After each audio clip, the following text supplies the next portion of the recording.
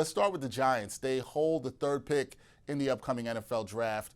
What direction do you think the team should go in with that high value selection that they have? It's really complicated because when you think about the first round, and especially the top 10 of the first round, you can't afford to miss. It sets your organization back a half a decade if you pick the wrong player and he turns out to be a bust. And especially if, like the Giants, you are targeting a quarterback. Now, if they are fortunate enough that one of those guys falls to them, Cam Ward or shedeur Sanders, I think the Giants absolutely should take one of them. But it could get complicated for them if teams want to move up and take them, or if the Tennessee Titans, the Cleveland Browns end up taking one of those quarterbacks as well. And if that's the case, I don't think the Giants should panic. You just take the best available player on the board, and that's Travis Hunter, obviously, from Colorado. He's a dual purpose guy. He can do multiple different things. Ultimately, you're going to have to define one side of the ball or the other, offense or defense for him, but you can't afford to miss if you're the New York Giants. The other options are to trade back, but that gets even more complicated.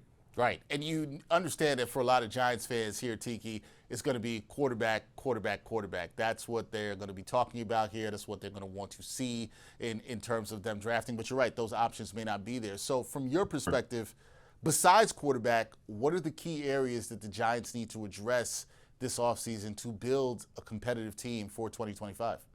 I think one of the biggest issues that the Giants have had over the last few years, and it's not just the Dayball era, it goes back into the previous regimes, is continuity and depth on the offensive line.